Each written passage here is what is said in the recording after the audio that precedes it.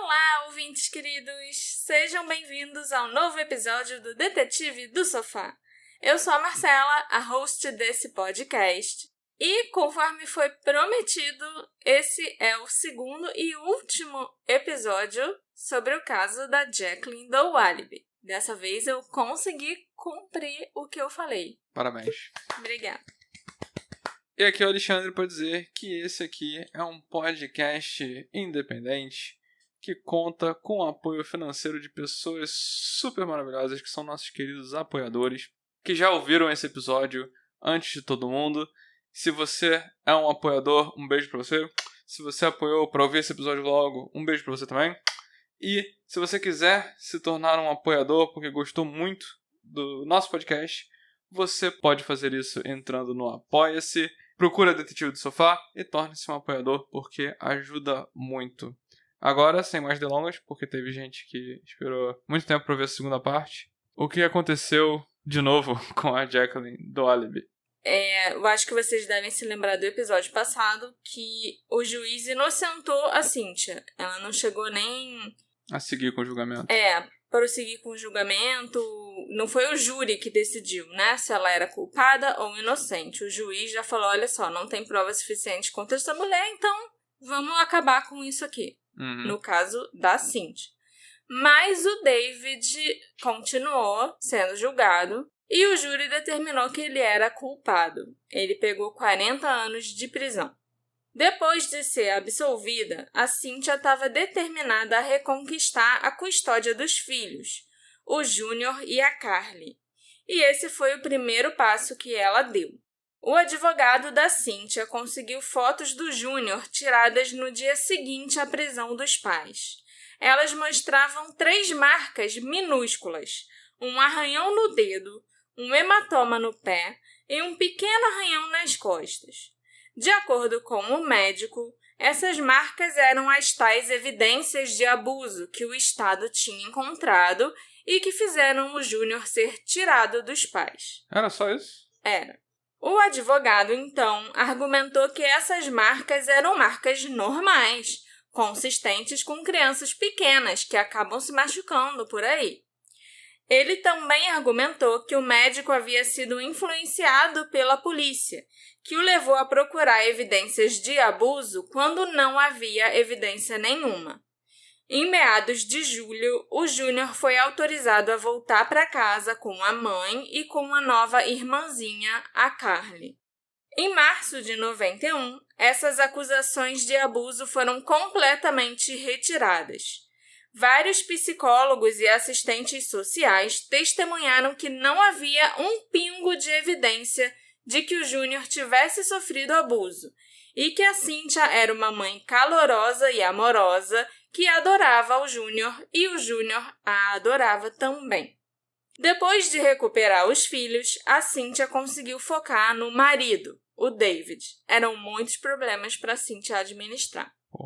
O advogado Robert Byman, ele foi o responsável pelos recursos do David. Não era o mesmo advogado que tinha tomado conta do caso no julgamento. Era um advogado já especializado em recursos. Entendi. E o Robert Byman pediu ao Tribunal de Apelações de Illinois para reverter o veredito de culpado do David. Ele alegou que as evidências apresentadas durante o julgamento não conseguiram provar que o David era o assassino, e ele ainda acusou o juiz de excluir injustamente informações sobre uma tentativa de sequestro que ocorreu apenas 24 horas antes do sequestro da Jacqueline. Sequestro de uma outra pessoa? De outra menina. Eu vou falar com mais detalhes daqui a pouco. Além disso, o advogado argumentou que o júri foi prejudicado pelas fotos gráficas da cena do crime, bem como pelas chocantes fotos da autópsia que foram inseridas como evidência. O promotor público assistente, o David Cuomo, concordou que não há um fato que se destaque como uma arma fumegante, como a smoking gun desse caso, mas manteve o depoimento da testemunha ocular, o Everett Mann, embora ele tenha sido desacreditado durante o julgamento. Enquanto isso, a Cynthia e os amigos da família criaram um movimento popular na tentativa de libertar o David. Esse movimento chamou a atenção do jornalista David Protess, que também era professor da Escola de Jornalismo da Northwestern University. Em julho de 1990, o David Protess publicou uma matéria de 2 partes no jornal Chicago Tribune, criticando a condenação do David Doe-Walibi. O jornalista, o David Protess, então se juntou ao Paul Hogan, um repórter investigativo da WMAQ-TV de Chicago. Os 2 jornalistas ficaram sabendo do experimento que levou o promotor Robert Clifford e o chefe da polícia Paul Graves a concluírem que era impossível ver a estrutura de um nariz a 75 metros de distância. E eles também ficaram sabendo que o Everett Mann havia sido diagnosticado como portador de transtorno bipolar.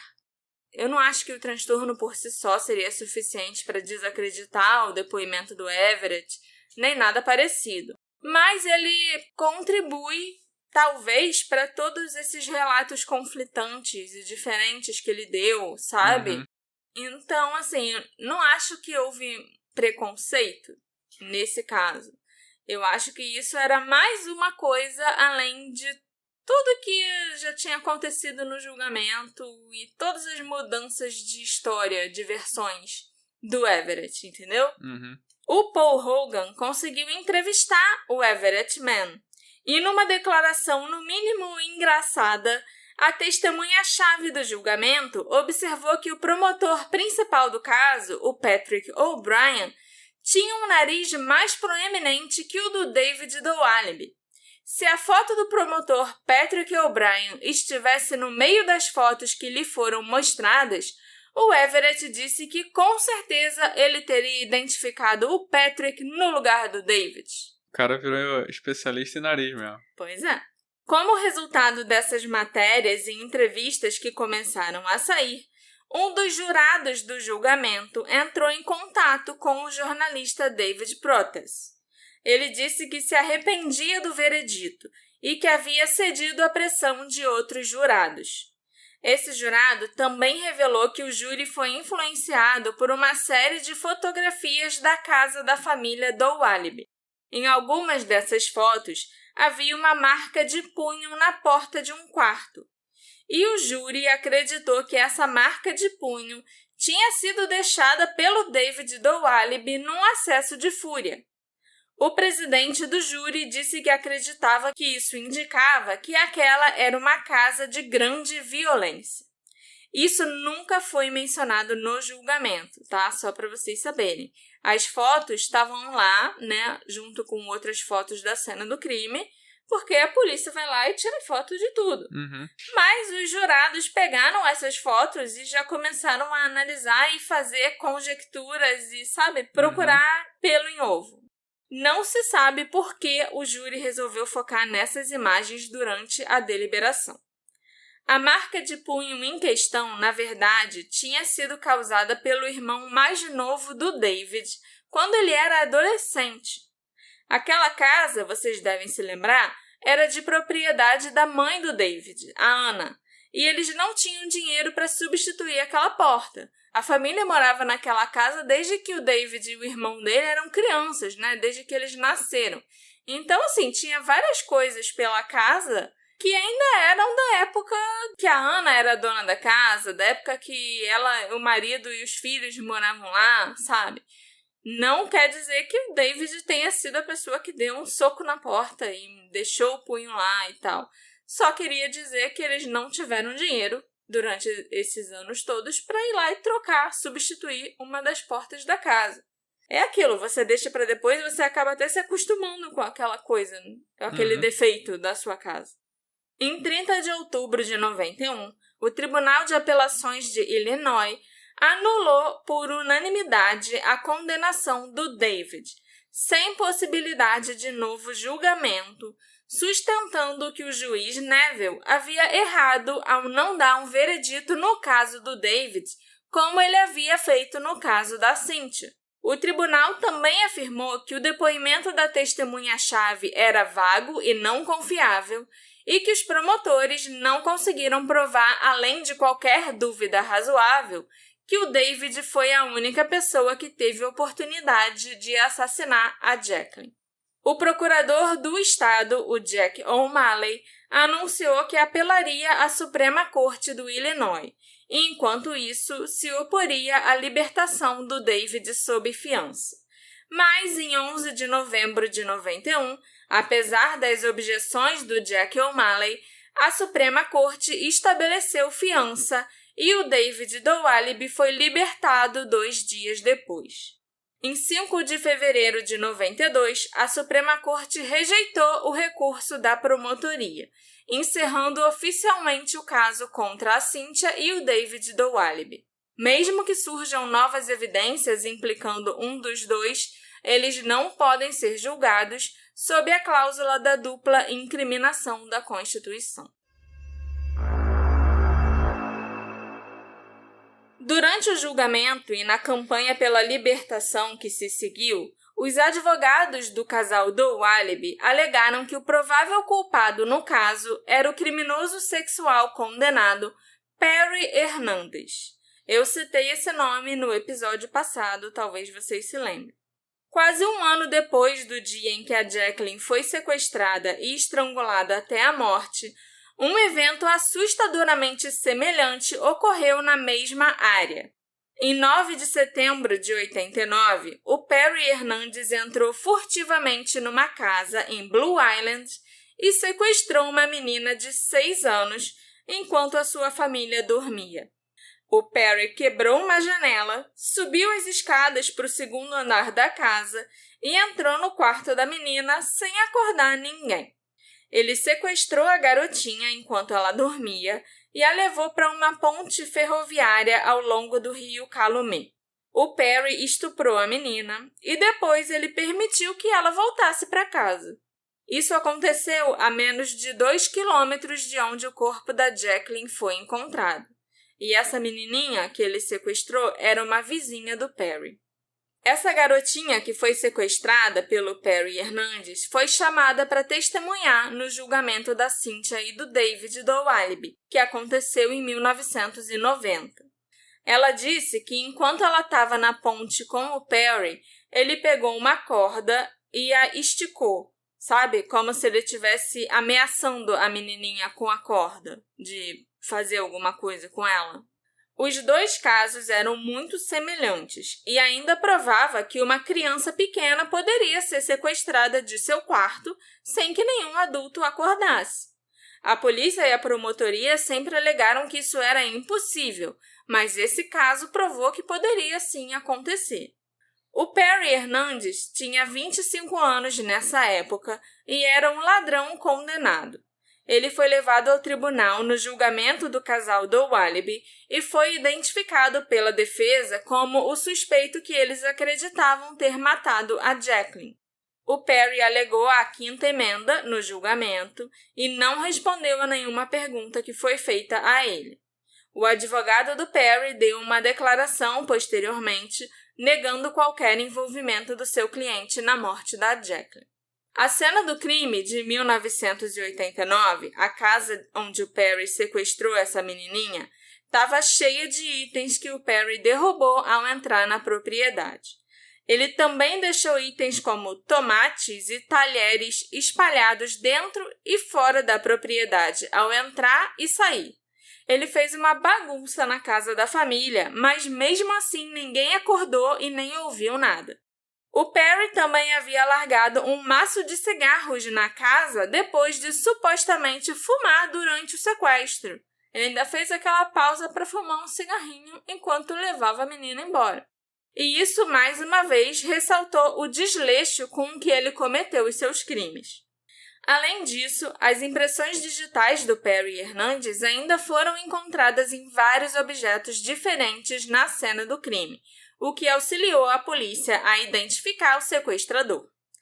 Já no desaparecimento da Jacqueline, em 88, nenhuma impressão digital foi recuperada, e se um intruso tiver entrado pela janela do porão, ele o fez com um profissionalismo e habilidade que pareciam faltar ao Perry.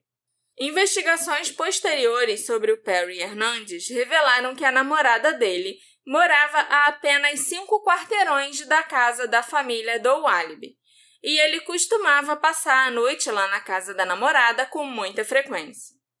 Além disso, na época do assassinato da Jacqueline, a namorada dele possuía um Chevy Malibu preto. Se a gente acreditar no testemunho ocular do Everett Mann, aquele testemunho inicial de que ele viu uma pessoa num carro escuro no local onde o corpo foi encontrado, às 2 da manhã, da noite em questão, então talvez o carro que o Everett viu fosse o da namorada do Perry. Mas eu sinceramente não consigo mais acreditar que o Everett estava falando a verdade. Eu não acho que ele viu nada. Outra coisa que eu fiquei sabendo enquanto eu pesquisava esse caso é que na noite anterior ao desaparecimento da Jacqueline, outra casa em Midlothian foi arrombada. Uma mulher chamada Erzsébet Zick acordou no meio da noite e interrompeu uma tentativa de roubo ou sequestro. A Erzsébet identificou o homem que ela viu em sua casa naquela noite como o Perry Hernandes. Ela também expressou a sua crença de que o Perry pretendia sequestrar sua filha de 7 anos, que ela encontrou no quarto, enrolada firmemente em 3 cobertores, como se a menina tivesse sido enrolada pelo Perry para ser levada embora. E foi exatamente assim que a Jacqueline e a outra garotinha, 1 ano depois, foram sequestradas de dentro de casa. Elas foram enroladas no cobertor. Eu acho difícil que isso seja uma simples coincidência, afinal foi na noite anterior ao sequestro da Jacqueline que o Perry foi interrompido tentando sequestrar outra menina de 7 anos de uma forma exatamente igual à forma que a Jacqueline foi sequestrada. Durante o julgamento da Cynthia e do David, os advogados da defesa pediram permissão ao juiz para apresentar esses fatos ao júri, para mostrar que o crime poderia ter sido cometido pelo Perry e que crianças podem sim ser sequestradas por estranhos. Mas o juiz Richard Neville disse que ele não considerava essa evidência clara e convincente e não permitiu que a defesa a incluísse no julgamento. Então o júri nem ficou sabendo que teve uma tentativa de sequestro na noite anterior. A defesa nunca conseguiu provar nenhum tipo de conexão entre os Dowallaby e o Perry, nem mesmo conseguiu provar que os seus caminhos já haviam se cruzado. E também dizem que as evidências encontradas no corpo da Jacqueline e na corda que estava enrolada no pescoço dela, no caso, os 2 fios de cabelo, não correspondiam ao DNA do Perry Hernandes e que ele foi inocentado pelas autoridades. Mas isso foram informações que eu encontrei enquanto eu pesquisava sobre o Perry. Sabe, não tem nada assim diretamente ligado ao caso da Jacqueline ou ninguém assim que esteja diretamente ligado ao caso da Jacqueline que confirme que o Perry Hernandes foi inocentado. Eu também li um relato de um rapaz que quis se manter anônimo, que contou sobre como a irmã dele foi sequestrada por um estranho de dentro de casa. O caso da irmã desse rapaz é muito parecido com o da menina levada e estuprada pelo Perry Hernandes em 89. Mas não foi o Perry que cometeu esse outro crime. E ele aconteceu na mesma época do assassinato da Jacqueline. Ou seja, tinha outro pedófilo sequestrando crianças das suas casas e abusando delas naquela região e naquela época. A irmã desse rapaz tinha a mesma idade da Jacqueline e eles moravam a cerca de 1 quilômetro de distância da família Dowallaby. Assim como no sequestro de 89, esse pedófilo que sequestrou a menina a libertou depois de abusar sexualmente dela. Nunca foi descoberto quem a sequestrou e agrediu. O homem a sequestrou em sua casa e a levou para uma floresta próxima, onde a agrediu. Ele deixou a menininha lá na floresta, que era perto o suficiente para que ela pudesse encontrar o caminho de casa. Esse caso, da irmã desse rapaz, nunca foi parar na mídia. Ele também era criança quando isso aconteceu com a irmã dele, e a família nunca mais quis falar sobre esse incidente. Ele não sabe dizer se a família procurou a polícia ou não, porque a irmãzinha estava muito traumatizada e assustada, ou se a família denunciou o caso à polícia, mas a polícia de Midlothian não levou a sério. Ele sempre soube que havia pedófilos à solta pela cidade e afirmou que a polícia de Midlothian é muito idiota, especialmente o chefe de polícia Beating. Quanto mais eu leio sobre outros sequestros na área naquela época, mais parece que vários predadores de crianças realmente estavam por ali. Eu já citei aqui um sequestro e uma tentativa de sequestro do Perry Hernandes e outro sequestro cometido por outro criminoso. E em todos esses casos, os sequestros aconteceram enquanto as crianças dormiam em seus quartos. Devia ser muito mais fácil do que parece entrar na casa das pessoas, embrulhar as crianças em cobertores e edredons para que elas não pudessem lutar e sair carregando as crianças por aí, né? A grande diferença do caso da Jacqueline para os outros sequestros cometidos pelo Perry Hernandes e pelos outros pedófilos da região é que a Jacqueline foi assassinada, enquanto as outras crianças foram abusadas sexualmente e libertadas depois. 9 meses depois que a condenação do David foi anulada e que ele voltou para casa, o programa de TV Unsolved Mysteries transmitiu um segmento sobre o caso da Jacqueline. Eu já fiz várias maratonas de Unsolved Mysteries na Pluto TV, mas, curiosamente, o episódio que fala sobre a Jacqueline eu nunca vi.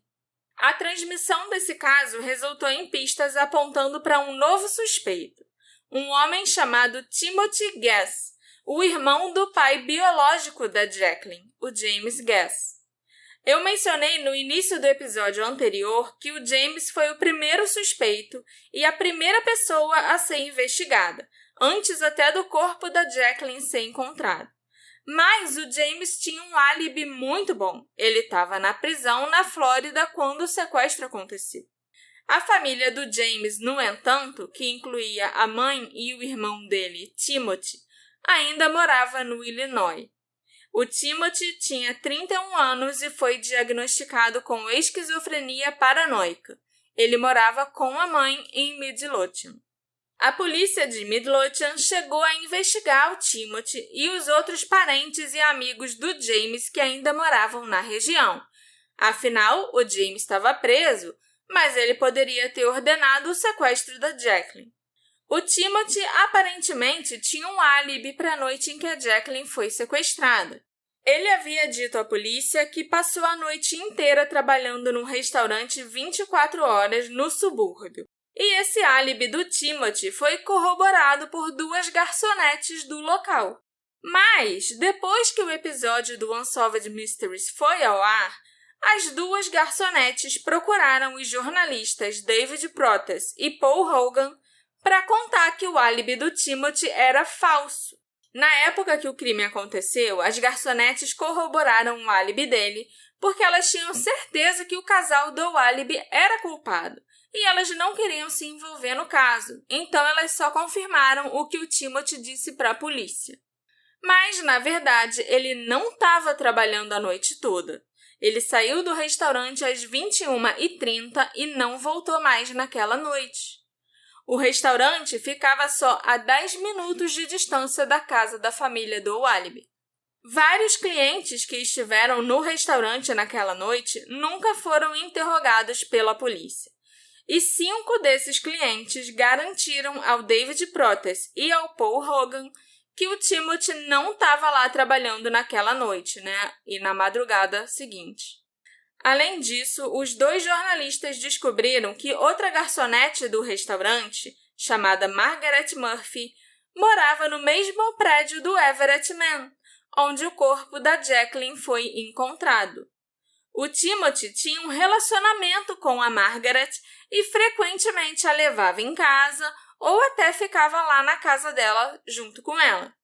A Margaret disse ao Paul Hogan que ela nunca havia sido interrogada pela polícia, Mas, antes do julgamento do casal Doualibi, os promotores a procuraram e a instruíram a não falar com os advogados de defesa.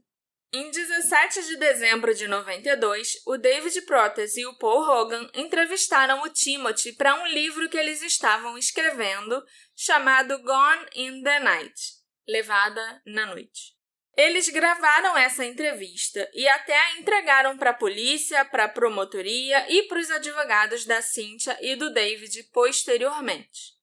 Nessa entrevista, o Timothy revelou que ele começou a ouvir vozes quando era criança. Ele já tinha entrado e saído de instituições mentais várias vezes, sofria de apagões frequentemente e usou drogas legais e ilegais durante grande parte da vida. O Timothy também afirmou que desde quando ele tinha 16 anos, era guiado por um espírito que lhe dava poderes psíquicos. Esses poderes o capacitaram a descrever precisamente o layout e o interior da casa da família Doualibi, sendo que ele supostamente nunca esteve no local. O Timothy conseguiu até descrever exatamente como entrar no quarto da Jacqueline. Quando perguntado pelos jornalistas como fazia para chegar ao quarto dela, o Timothy disse: "Passei pelo quarto do Júnior. O quarto da Jacqueline era a próxima porta, e o quarto dos pais era em frente ao dela." Depois, ele acrescentou rapidamente: "Era o espírito falando, não eu. Eu não disse nada, apenas divulguei as informações que o espírito me passou." O Timothy ainda descreveu o cobertor em que o corpo da Jacqueline foi encontrado enrolado e, de alguma forma, ele sabia que a luz do quarto da menina estava apagada, mas que uma luzinha que havia dentro do armário da Jacqueline estava acesa na noite em que ela desapareceu. E essa informação não tinha sido divulgada ao público antes. Era uma luzinha noturna, sabe? Que ficava encaixada dentro do armário. O Timothy ofereceu outros detalhes do quarto da Jacqueline na noite do crime, descrevendo coisas como as bijuterias que estavam na mesinha de cabeceira e detalhes sobre os bichinhos de pelúcia que estavam no quarto. Ele foi até capaz de descrever ao David Prowse e ao Paul Hogan que o corpo da Jacqueline foi colocado naquela área atrás do prédio, em Blue Island, com a cabeça da menina posicionada na direção nordeste. E essa informação também era precisa. Apesar disso tudo, o Timothy insistiu firmemente que ele estava no restaurante trabalhando a noite toda. Quando perguntado por que os clientes e garçonetes diriam o contrário, ele explicou: "Talvez eu estivesse invisível naquele dia. O espírito pode me ajudar a fazer isso. Eu estava lá fisicamente, mas ninguém conseguiu me notar." Caraca. Eu sempre senti que o Timothy Guest sabia demais, e pelo que eu apurei, a Jacqueline já tinha visitado a avó paterna biológica algumas vezes depois de ter sido adotada pelo David Doualibi. Então não é como se ela tivesse perdido o contato completamente com a família do James, do pai biológico dela. E como o Timothy morava com a mãe dele, a avó da Jacqueline, é muito provável que ele já tivesse conhecido ou visto a Jacqueline na casa dele.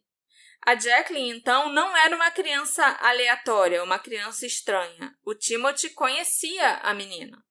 Os jornalistas até teorizaram que o Timothy devia ter a intenção de levar a Jacqueline para a casa de sua mãe, para a casa da avó, para fazer uma visita. Mas as coisas devem ter dado errado e ele acabou matando a menina quando ela acordou. Ela pode ter se assustado ao se ver fora de casa com aquele homem que era um estranho para ela ou que ela só conhecia de vista. E se a Jacqueline tivesse começado a gritar ou a chorar, o Timothy pode ter achado que era melhor matá-la. Ele também pode ter usado a corda para conter a Jacqueline, mas acabou apertando demais e ela morreu. De qualquer forma, mesmo tendo a entrevista com o Timothy, dos jornalistas com o Timothy, gravada e entregue a eles, a polícia nunca investigou o Timothy como um suspeito. Os investigadores até alegaram que o Timothy poderia ter sido coagido pelos jornalistas durante a entrevista a fazer aquelas declarações. Já a promotoria inicialmente afirmou que o Timothy nunca tinha ido à casa dos Doolittle e que ele não teria conseguido circular tão facilmente em uma casa que ele nunca visitou a ponto de encontrar o quarto da Jacqueline. A promotoria também apontou que as impressões digitais do Timothy não foram encontradas na cena do crime. Mas a ideia de que o Timothy ou um intruso precisaria já ter estado na casa ou conhecer o layout dela para encontrar o quarto da Jacqueline é meio boba, porque a família do Walibi morava numa casa de estilo rancho, que é típica daquela região. Inclusive, a mãe do Timothy e o Timothy moravam numa casa do mesmo tipo. A maioria das casas em estilo rancho é construída exatamente com a mesma planta baixa. A porta da frente abre para a sala de estar e com a sala de jantar e a cozinha atrás, né? Tudo aberto, interligado. Na sala de estar também há um corredor com um banheiro e um quarto principal de um lado e 2 quartos menores, geralmente das crianças ou de hóspedes, do outro lado desse corredor. Qualquer pessoa que já tenha estado numa casa desse estilo saberia como é o layout da casa dos Doolittle. E também não havia muitas portas na casa para o sequestrador ter o trabalho de abrir e olhar lá dentro para encontrar a Jacqueline. As salas e a cozinha eram abertas e conectadas. Os quartos e o banheiro são os únicos cômodos que têm portas. E nós sabemos também que a Cynthia deixou as portas dos quartos das crianças entreabertas quando ela foi dormir. Então era só o sequestrador olhar dentro do quarto, né, botar a cabecinha para dentro do quarto, para saber quem estava dormindo lá. Ele pode ter olhado no primeiro quarto e viu o Júnior. Aí depois foi até o segundo quarto, olhou e viu a Jacqueline. Eu me pergunto se o Timothy poderia estar perseguindo a família Doolittle, vigiando os movimentos deles e tal. Ele trabalhava perto da casa da família, então não seria difícil ele começar a virar um stalker da família. Eu também não consegui descobrir se ele e o irmão James, o pai biológico da Jacqueline, eram próximos. Mas eu acho que ele deveria ter sido melhor investigado, até porque ele podia manter contato com o irmão para mantê-lo atualizado sobre a menina. Algumas famílias podem ser muito possessivas com as crianças quando padrastos estão envolvidos. Ainda mais nesse caso, que o padrasto adotou legalmente a Jacqueline e passou a ser o pai dela de verdade. Então eu me pergunto se a família do James e do Timothy poderia ter ficado ressentida com essa adoção. Mas a gente só pode especular mesmo. Em 4 de janeiro de 93, um porta-voz do gabinete do procurador do estado de Illinois anunciou que a investigação sobre o assassinato da Jacqueline havia sido reaberta. Mas nada resultou da investigação. O Timothy nunca foi seriamente investigado como suspeito, mesmo depois dessas novas informações virem à tona. Ele faleceu por causa de um câncer na bexiga em dezembro de 2002. O David Protez disse posteriormente que ele sentiu que o caso estava resolvido, mas que ele sabia que o Timothy nunca seria acusado do crime. Seria muito embaraçoso para o Estado admitir que processaram a Cynthia e o David injustamente, disse o jornalista. A polícia de Midlothian, de Blue Island e a polícia estadual continuam a sustentar que eles tinham acusado as pessoas certas na investigação original e que o David Doolittle era o provável culpado. O caso contra ele alegava que ele pode ter batido na Jacqueline durante uma discussão e a matado, então ele pode não ter contado para Cynthia, e depois que a Cynthia adormeceu, ele poderia ter enrolado a Jacqueline no edredom, amarrado com a corda do quintal e colocado o corpo em seu carro antes de levá-la para o local onde ela foi encontrada mais tarde. As evidências apresentadas para apoiar essa teoria foram o fato de que nenhuma impressão digital, além das digitais do casal Doolittle, foi encontrada na cena do crime, e os fios de cabelo não identificados que combinavam com a cor do cabelo da Jacqueline, que foram encontrados no porta-malas do carro da Cynthia. O caso contra os Doolittle como um casal é muito parecido com o caso contra o David, embora tenha sido sugerido que se a Jacqueline foi fatalmente ferida durante uma discussão, pode ter sido a Cynthia que a atingiu. Faz sentido total que o David tenha sido solto e que a condenação dele fosse anulada, porque ele foi condenado com base em evidências muito fracas. Mas nunca ficou 100% claro que ele era inocente, né? Que ele não pode ter sido o perpetrador. Não existem boas evidências incriminando ninguém, e o David não tem um álibi incontestável. Mesmo que a janela tenha sido quebrada de fora, isso não impediria que fosse um acobertamento, que fosse um encenamento de uma cena de crime. Eu fiquei sabendo também que a suspeita se concentrou nos pais porque eles limparam a casa antes que a polícia chegasse lá e fizesse a perícia no local. A busca inicial que eles fizeram em casa procurando pela Jacqueline até iria perturbar a cena do crime, pelo menos um pouquinho, mas isso é normal. O problema é que eles deram um jeitinho na casa para evitar uma má impressão da família. Eu entendo você dar uma arrumada correndo quando chega uma visita, sabe? Mas por que fazer isso quando a sua filha sumiu? Eu sei que as pessoas tendem a julgar as aparências e qualquer coisa diferente do normal, qualquer coisa fora do lugar, brinquedos muito espalhados pela casa ou coisas assim. Mas eu não acho que a polícia ia ficar julgando se a casa estava arrumada, se a casa estava suja ou nada parecido. Será que os Doolittle queriam esconder alguma coisa? Será que alguma evidência foi perdida porque eles limparam a casa antes da polícia chegar? Eu também li em algumas fontes que os pais resolveram reformar ou redecorar o quarto da Jacqueline 2 dias depois que ela desapareceu. Eles disseram que queriam que ela voltasse para um quarto mais legal e ficasse feliz com a surpresa. Eu não sei se eles queriam se manter ocupados para não ficarem pensando na filha desaparecida o tempo todo, ou se era o jeito deles se confortarem e de pensarem que a Jacqueline ia voltar logo. Mas muita gente ficou questionando essa atitude deles. E se o tempo deles não seria melhor gasto procurando a filha, distribuindo panfletos e tal. 2 dias depois. É meio rápido demais, né?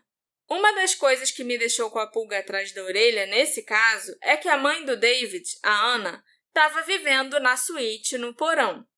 E foi exatamente a janela do porão que foi quebrada e por ali que um intruso supostamente entrou. O sequestro aconteceu numa noite em que a Anna não estava em casa. Quais são as chances de um intruso saber que a Anna estaria fora por tempo suficiente para que ele realizasse esse sequestro? O intruso correria o risco da Anna voltar quando ele estivesse invadindo a casa, ou quando ele estivesse carregando a menina para fora. Por que correr o risco de sequestrar uma criança dentro de casa quando ele poderia sequestrar a menina quando ela estivesse brincando do lado de fora, por exemplo? Com certeza foi algo arriscado, mas talvez o intruso não soubesse que alguém morava naquele porão. E deu sorte, né? Pelo que eu entendi, a Anna tinha sido realocada para o porão há pouco tempo. No mês anterior ao sequestro, a Cynthia e o David decidiram que o Júnior devia ter o próprio quarto. Até ali, ele dividia o quarto com a Jacqueline. Então, eles fizeram uma pequena reforma no porão e a Anna ganhou a suíte lá embaixo, enquanto o Júnior se mudou para o quarto que a Anna ocupava. Eu não sei se a Anna se sentiu 100% confortável com essa mudança. Vamos lembrar que aquela era a casa dela. Ela sempre morou ali, ela criou os filhos naquela casa. Aí, quando o David e a Cynthia se mudaram para lá, ela perdeu o quarto principal e foi para um quarto menor. E agora ela ainda perdeu o quarto menor e foi para o porão. Passou pela minha cabeça que a Anna poderia ter ficado chateada e decidiu fazer alguma coisa a respeito. Eu também não sei como era a relação dela com a Jacqueline. Todo mundo pensa que o David pode ter ajudado a Cynthia a cometer esse crime, mas e se na verdade ele ajudou a mãe dele? Eu tentei descobrir mais informações sobre a Anna, mas eu não achei praticamente nada. Claro que é uma teoria bem superficial, assim. porque até onde a gente sabe, a família se dava bem. Mas é bem oportuno que o sequestro tenha acontecido na noite em que a Ana estava fora de casa. Eu me pergunto também com que frequência a Ana saía, e se o intruso pode ter dado muita sorte, ou se ele estava espionando, vigiando a família e viu a Ana sair e resolveu aproveitar a oportunidade. Pelo pouco que eu encontrei sobre a Ana, me parece que ela era uma pessoa com uma vida social ativa. Se esse realmente for o caso, as chances dela estar fora numa noite aleatória já aumentam um pouco, pelo menos, né? Eu encontrei no Reddit uma pessoa que morava na mesma rua que a família Doualibi e que trabalhava no departamento de polícia de Midlothian naquela época e participou das investigações iniciais. Esse senhor me disse que os policiais da delegacia acreditavam que a Cynthia era culpada e que o David tinha ajudado a Cynthia a descartar o corpo da Jacqueline. Os policiais também acreditavam que o casal estava dando uma festa ou recebendo amigos naquela noite e que eles estavam fumando maconha. E a Jacqueline ficava levantando e indo procurar os pais toda hora. Aí a Cynthia amarrou a Jacqueline na cama com uma corda e a menina acabou morrendo acidentalmente. Eu não faço ideia de onde os policiais tiraram isso, porque eu vi nos registros do julgamento que o casal Doualibi passou por testes toxicológicos e que eles estavam limpos. Nada foi encontrado no sistema deles. Mas eu também não sei quando esses testes foram feitos, se já tinha passado muitos dias ou se foi logo depois do sequestro. Mas é claro que a gente vai considerar essa teoria somente como um rumor, mas que é bastante estranho, é. Eu acho que se eles estivessem realmente dando uma festa em casa naquela noite ou recebendo amigos, a gente já saberia. Teria sabido, né? Teria Sim. feito parte do julgamento e tal. Esses amigos teriam sido interrogados, com certeza. Depois que o David Doualibi foi libertado da prisão em 91, os jornalistas investigativos David Protes e Paul Hogan solicitaram e obtiveram permissão dos Doualibi para testar as unhas da Jacqueline em busca de evidências de DNA.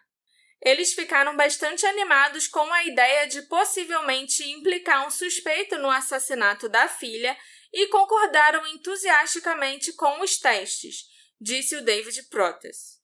O corpo da Jacqueline foi exumado e as unhas foram enviadas para a Forensic Science Associates em Richmond, na Virgínia. Mas os resultados foram inconclusivos.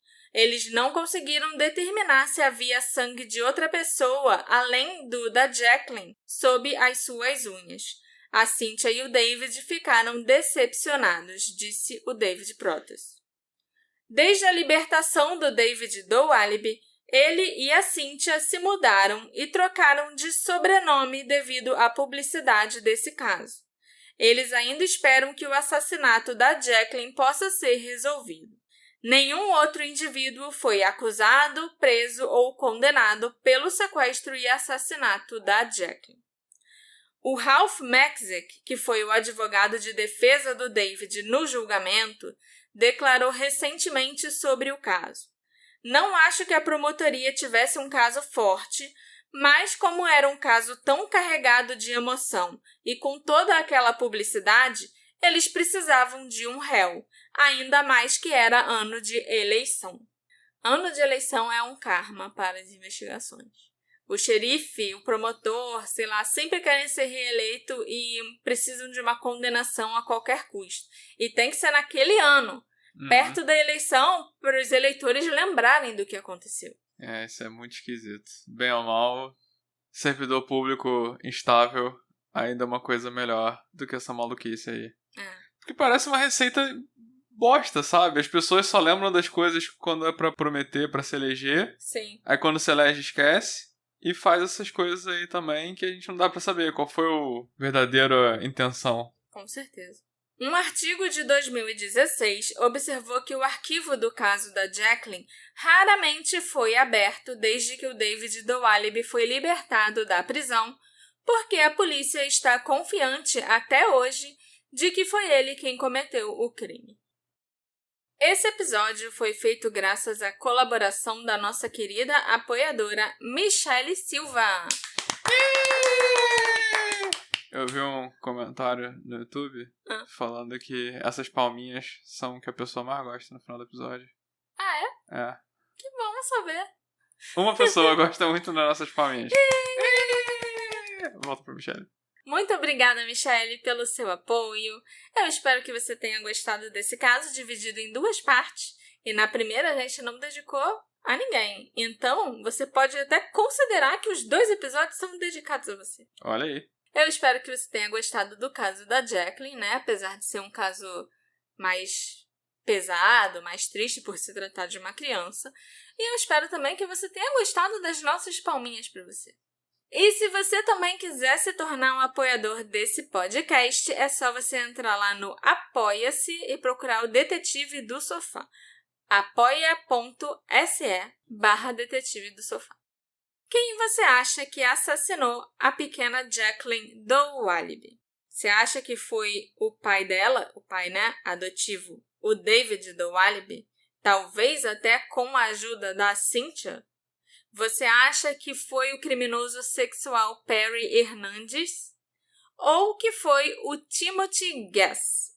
Me encontra nas nossas redes sociais, @Detetive do Sofá, e me conta qual a sua teoria e qual o seu suspeito preferido para esse caso. A gente se encontra na próxima investigação. Qual é o seu suspeito preferido, Alexandre? Você quer falar isso agora? Eu não achei que foi a família. Eu achei muito forçação de barra ser a família. Sim. Sabe? Porque se fosse a família, eu acho que a polícia teria feito um trabalho melhor. E não um trabalho tão... cagado. Não, tão fraco, né? Tão circunstancial quanto foi esse. Uhum. E considerando que aparentemente era comum sequestrar crianças no meio da noite. Muito comum, eu fiquei acordava, chocada. Então pode ter sido qualquer um desses caras. Ou pode até ter sido outro cara que sequestrou a irmã do homem anônimo, que pediu pra se manter anônimo. Ou então o irmão, sabe? O irmão do... O Timothy. Seria o tio dela, né, no caso. Mas aparentemente é uma coisa que qualquer um podia ter entrado e feito isso, porque não tinha nem só uma pessoa fazendo isso, tinha várias pessoas fazendo isso. É algo que talvez tenha sido tão aleatório que a polícia não conseguiu. Ninguém viu, ninguém sabe. E sobrou pros pais. Mas eu acho que, como eu falei, se fosse os pais, eu acho que seria um crime mais fácil de resolver.